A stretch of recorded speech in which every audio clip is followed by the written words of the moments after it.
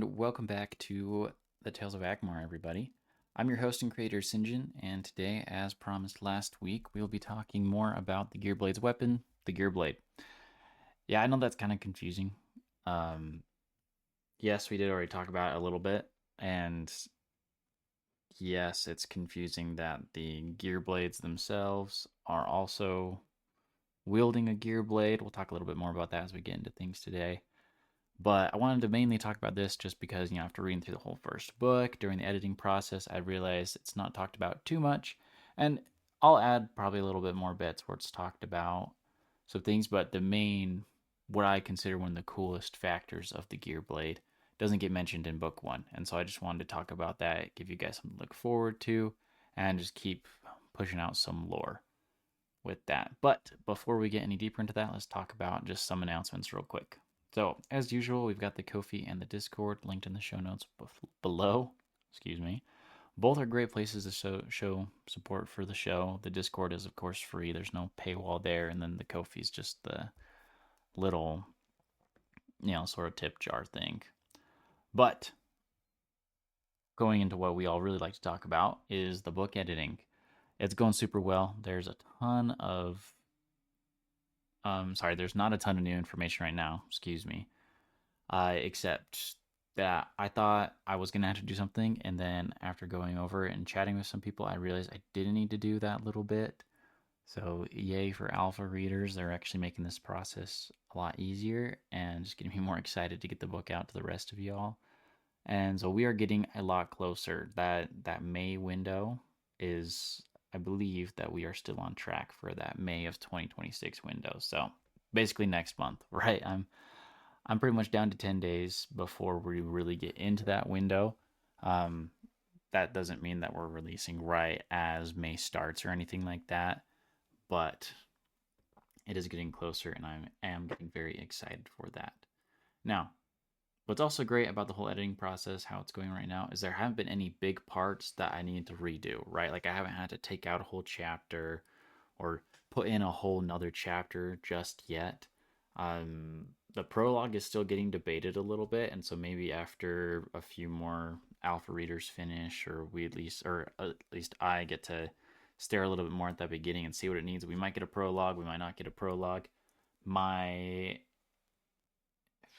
sort of hesitation with the prologue is that if I do it, then I've got to have an epilogue. And right, like epilogues could be cool, kind of give you like an end credit scene feel. And I've had a lot of people tell me that they really like prologues and epilogues. And so if you're one of those people, feel free just to drop a comment about that. But we'll see where that goes. We'll see. Maybe the prologue I thought I was going to do, I might not do. It could be an entirely different prologue. But we will carry on from there. So let's talk about the Gearblades. And we already know that the Gearblade users, right, they're shortened to Gearblades, and there's a little bit of a different spelling there. I need to double check to see if I reflected that in the book, but I will make sure that that is reflected in the book for the actual printing of it.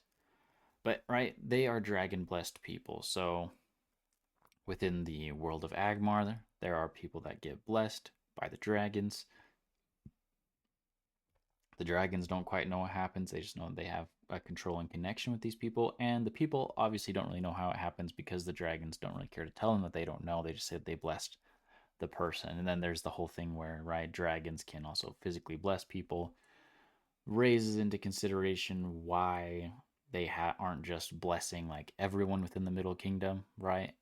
And attacking them attacking like the theocracy and everyone else with superpowered soldiers, but we'll play a little bit more into the dragons, internal politics and problems and theories as we keep learning more about the dragons through the books, and then more with this podcast as well. But, right, we haven't really talked about the blades. And so this episode, we are going to cover more about the blades. In a prior episode, I did mention this just for some background, right? I did mention that Dorikaija, the patron, the dragon patron of the Gearblades, his servants will mine them in the dragon realm and kind of in the void. Will mine the ore for the sword, then forge it and send it over to the new Gearblades, excuse me, as either like a sword or a knife. But there's a lot more to talk about than just that, and more specifically, why they are called Gearblades. So let's get into it. Now, when I was originally creating like this whole Gearblade thing, right, it was a big custom brute class for that sort of D&D thing I was doing with my friends. For Tales of Agmar, I had a number of custom brute classes. They just have become, sort of the jobs that people will take now with inside Tales of Agmar, and that just comes with the fact that I was really just trying to make my own setting, and I needed different things, and I wanted stuff to feel a bit different, right? Like when you're looking at a Gearblade, they kind of have that paladin feel, but then I also gave them a little bit of a rogue feel, and I'm sure people have done that with custom classes, or maybe there's like a paladin, or I mean, obviously you can always multi-class within D&D, that kind of thing, but I needed something a little bit different, and so I started crafting this. And specifically, not only did I want the Gearblades to achieve a certain feel, which we've talked about what they feel like, so I'm not going to go into that here, but their weapon, that their actual blade, the reason why they're called, a gear blade, it took a very specific idea I had where I wanted a weapon that could be changed constantly, almost. Not the idea where a player could keep swapping it out whenever, but a player would be able to swap it in with their play style. And as I was doing this, I created a bunch of NPCs, some named, a lot of them named, hence how we kind of ended up with Tales of Agmar, where they wield different kinds of swords. And so, for instance, Master Horndal's sword is a little bit different than the swords that, you know, other people get, especially beginning ones. So, all right, and just to kind of spitball a bunch of what this could look like. You could get a standard sword, you get a long sword, you get a short sword, you could have 1 to 2 knives. Maybe you decide to have knives instead, and you work that out and you get 2 knives. You could have a double-bladed sword, double-bladed knife if you want to be weird and kind of deal with that trickiness. Dueling swords, gun swords, because gun swords could be cool, right? Throwing a little revolver or having like a rifle built into your sword could be cool. Gun knives, kind of looking things like a knife or like one shot, right? Like there'd be some limitations to it when I was originally crafting the ideas of this. But basically, right, I was making something that players could then really customize for themselves for the playstyle that they wanted, maybe based off of what they knew was coming or what they didn't know could come, and apply that specifically. And so, right, you could even have there's sometimes you get these swords in fantasy where it's kind of this chain sword that's a whip, sharp whip dealio. Right, you could build one of these things. The idea was I just wanted to make a very basic kind of plot of all these things, but then have them be geared blades, and then players could swap certain aspects in and out of them. There's going to be like a hard point system, etc., etc. Right? That's what the role play of it was going to be.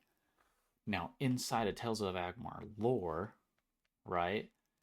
This has as a reason why it's like this. Now, Gearblades, they're all around the globe of Agmar, right? They've seen all these different tools, all these different weapons, hence like the whole gun thing. And they're going to run into different kinds of opponents, not just demons, right? They've still got Forgeborn, they've got the whole Theocracy, they've got Aurelians, possible Rogue Caravan, right? They just kind of run around, they do things, right? They're not just we're only hunting demons and slaying them.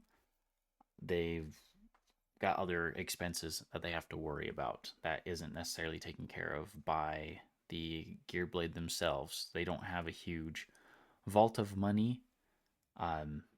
Most of the money gets poured into keeping up the sanctuary, or the monastery, which is inside of the Middle Kingdom proper. But they're going to pick up different tools, right? They're going to need different things based on what they're doing, maybe what they specialize in. If they wanted kind of more of like a double-bladed, not double-bladed, a dual knife sword, or not dual knife sword, a dual sword assassin build, then right, that's what they're going to build, and they're going to need a weapon to reflect that. Or perhaps they find themselves scaling cliffs and they wanted their gear blade to look more like a pick, for instance, but then still be sharp enough to damage people. I mean, a pick can take people out, but it might take a minute. And so that's where this comes from in the lore is Gearblades are going to go places, they're going to find stuff, and they're going to bring back these materials, and they want their blade changed to suit them.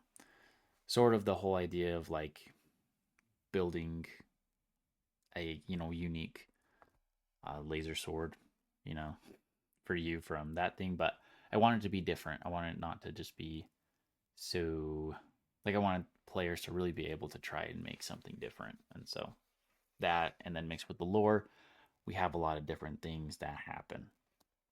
And for instance, like one spoiler, right? Kandra, she will end up with like a very ornate looking knife that has some specific properties as she continues to develop. But that won't be for a while, and so I feel like I can spoil that. Maybe you guys will forget it, maybe you guys won't forget it. We'll see. But anyways, during these travels, right? Gearblades, they're gonna form groups, they're gonna form parties, they're gonna maybe set up places, sort of have like mini monasteries, not quite full monasteries, especially not in the theocracy. There's actually not going to be any of these in the theocracy since the theocracy doesn't really like Gearblades. They're very closely aligned with the Middle Kingdom and all. But yeah, so that's kind of that on the gatherings. Specifically, why I need to mention these gatherings, though, is at times, not always, though, they're going to have a Gearsmith with them.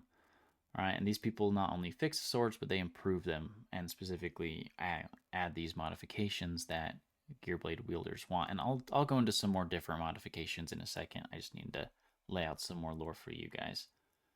But and next week we'll go into more detail about them, about the Gearsmiths. Excuse me. So let's talk more about what makes that special, right? And little lore tidbit here. The Gearblade is pretty durable, even though I know I did just say that they still have to get it fixed. That's mostly sharpening. Every so often, breaks can happen, but mostly only when a Gearblade wielder has dealt a lot with flesh works from the demons. And you might be wondering, right, since they are demon hunters, does the Gearblade have any specific, the actual sword have specific properties that are useful against demons and or their flesh works? The answer is no. The only thing great about it is that it is more durable. Honestly, a Gearblade user could try using a normal sword and put these other modifications on it. That doesn't always end up too well, so the only real bonus is this ore, for some reason, is very very akin to melding with other things. And yeah, so sadly, they don't get any bonuses against the creatures of darkness. Instead, they are stuck using whatever, right? That does, give a bonus for anyone else that happens to be in the party. They're not stuck at a disadvantage, or the fact that the Gearblade user, gets all the glory whenever we run into demons. But for instance, right, we've talked about the Buster Swords and them having those boons or glyphs on them from the dragons that grant some power, right? You could slap that on your Gearblade, and so now you have like a Buster Sword Gearblade, basically just augmenting your power, your force that you're putting through the blade from your own thing. Obviously, you still have to know how to use said blade, but it does make it so that you could deal more damage that way. Other modification, I guess we're in the modification part now, excuse me, is the sap from the Aurelians' big like walking cities, those creatures, that earwax sap, ambrosia. It can be put on a Gearblade and will actually give them a sharper edge. We did talk about how that material is quite sharp when it oxidizes, and so if a Gearblade were to get a vial of ambrosia and bring that in there, then a Gearsmith could coat the tip of their sort of that sharp edge of their sword with that, and then now they've got a harder hitting edge. Now, right, whenever you're going to go and try to fix any damage you have on that sword, you're going to have another jar of ambrosia, and so that gets very expensive, but that can be a very useful thing to have on hand when you are, constantly cutting through very fleshy and organic things with your sword.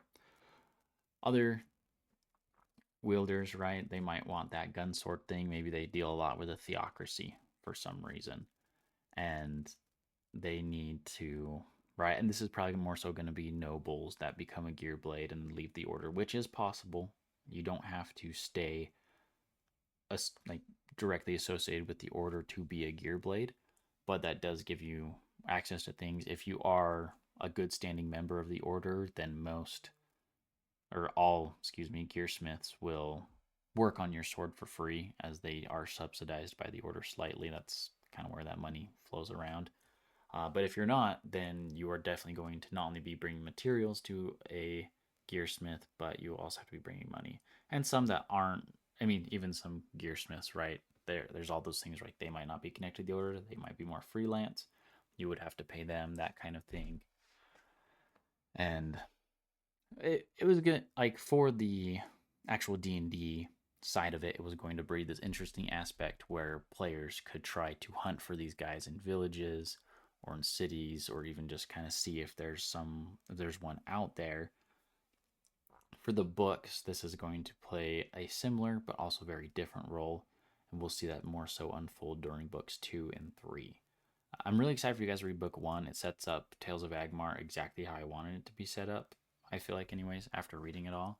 And so once you guys get in there, you'll hopefully see more of the world unfold before your eyes. But that's a huge gist on, or a huge overlay of the actual Gearblade itself. Additional things that you could maybe like deal with the Gearblade is, if you really want to, right, you could turn it into a whole scythe. Maybe if you had a sword, you could turn that into 2 knives, and the Gearsmiths would take care of that for you. Next week we're gonna go into the Gearsmiths a lot, and I feel like that would be super good. But that's it for the Gearblades themselves, as much as I'm going to reveal now. There's a few extra things that I want to wait to reveal, and they'll be revealed in the books. And yeah, I know that probably sucks for some people, but it's like I still gotta have some surprises for the books, I can't just drop everything in these. So anyways, thanks for listening so much to the end, everyone. Like I've said a bunch of times, the book's coming along nicely, and it's really hyping me up. I'm so excited. It has progressively become one of the main things I think about in life. There's really only 3 right now. 3 or 4 big things that I think about, this being on that list of big things that I think about all the time. But got so much planned for you guys. So many books in the order. I think I talked about last week how the books are kind of in trilogies, and so this first trilogy, and maybe I'll start calling it differently. I'm waiting to see once everything comes out, once it's changed, I'll revisit the title. But this title might be Tales of Agmar Gambit Book 1, and then the next book would be Tales of Agmar Gambit Book 2, and then we'd have Book 3 of Tales of Agmar Gambit, right? And that would finish it. And then the next one, right, the next trilogy would be like Tales of Agmar Rubicon, and then, or, something like that. Just that sort of thing. Anyways, you can drop a comment, tell me what you feel about that. Like I was saying before, though, next week we're going to come back with the Gearsmiths. We're going to talk more about them. We're actually going to go dive into a little bit of their history and sort of how they come about. And so if you like that lore, friends that like that lore, definitely tell them that's what's coming out next week. And I think it'll be super exciting, actually. They have some unique abilities that I would have to dive way back and remember if I even talked about them or not. And I'm starting to think that I didn't, and so we'll definitely talk about those. They definitely play more of a support role, not just off the battlefield, but on the battlefield. They do some very cool things, and so we'll dive into there. And yeah, so see y'all next week at 7 p.m. Mountain Daylight Time, and wherever you are, be a good one.